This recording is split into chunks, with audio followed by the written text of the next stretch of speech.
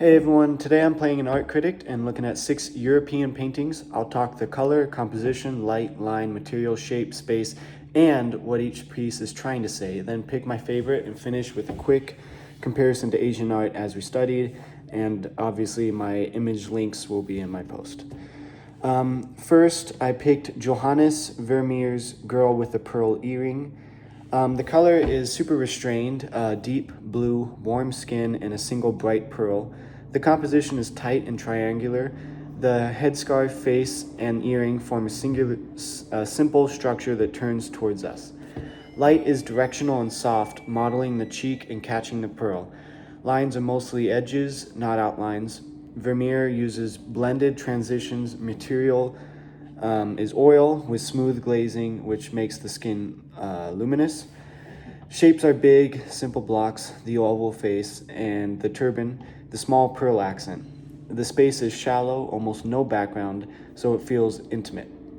An idea is a fleeting encounter and the power of attention, how light alone can create presence. Next, I did Claude Monet's Impression Sunrise. The color in this is cool, misty blues and grays with a shocking orange sun. Composition sets the horizon high while boats create diagonal movement. Light dissolves forms. Monet paints atmosphere more than the objects. Lines are broken, brushstrokes, contours are suggested, not drawn. The material is oil, but you feel every brush mark. Shapes read as silhouettes and a hard sun disk. Space opens up through aerial perspective. The color fades with the distance. The idea was painting the perception of the moment rather than a detailed scene. Next, I did Edouard Manet's Bar at the Folies Bergère. The color shifts to modern nightlife, teals, blacks, peaches, and glittering highlights. Composition puts the barmaid front and center with a mirror behind that doubles and slightly dislocates the scene. The light is electric and reflective, glass and metal spark. Lines are cleaner up front, looser in the background crowd. The material is a smooth oil surface that describes bottles and marble. Shapes are rectangles of the bar and bottles contrasted with the oval of her face. Space gets complicated by the mirror, deep but a little unsettling.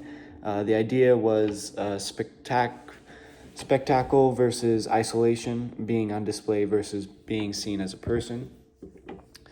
Edvin Munch's The Scream is my next one, which has the color is acidic, orange sky battling blue water. Composition drives us along the bridge straight to the figure. The light is expressive, not natural. The sky reads like sound. Lines are wavy and vibrating, echoing the scream. Materials, the paint and pastel feel raw and scratchy. Shapes are warped ovals and bands. The space tilts and wobbles like a panic attack. The idea was turning anxiety into an image, the world bending with emotion. Next, I did Salvador Dali's The Persistence of Memory. The color is muted, sand, and sky with small, saturated accents. Composition is sparse, low horizon, melting clocks staged like props. The light is desert clear, so shadows are crisp, even as the clocks sag.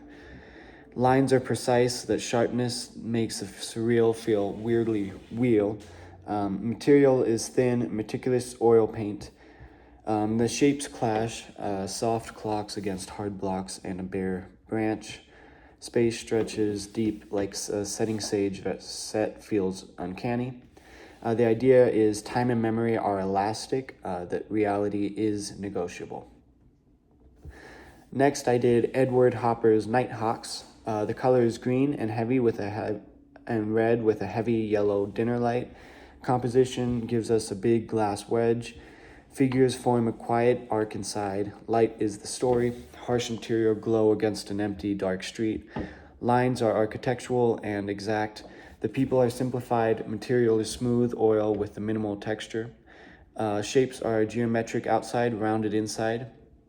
Space is deep but sealed off by glass. No visible door. The idea here was modern loneliness, together yet isolated in the city night. My favorite overall is the Nighthawks. The hard geometry frames, the softer human shapes, and the color contrast, acid greens versus warm yellow, turns light into emotion. The glass is a barrier and a window, so the space feels both public and private. It's quiet and loaded. Quick compare to the Asian art we studied. European painting, especially Vermeer and Hopper, often build form with light and shadow, modeling 3D volume. A lot of Asian painting, like Chinese ink and Japanese ukiyo-e, leans on line quality, flat color, or graded washes, and negative space to suggest form and atmosphere. Where Impressionism creates depth through shifting color and air, many Asian works create depth through placement, overlapping, and the poetry of empty paper. Cropping in ukiyo-e prints influenced Europeans. Manet's bold framing and Hopper's cinematic cuts owe a debt here. Materials matter. Slow drying oil supports glazing and blending. Ink demands decisive brushwork and celebrates the energy of the stroke. Both traditions aim at mood and meaning. They just use different toolkits. European light and modeling versus Asian line, pattern, and space. That's my critique set. Thanks for watching. My links should work for the images. Thank you.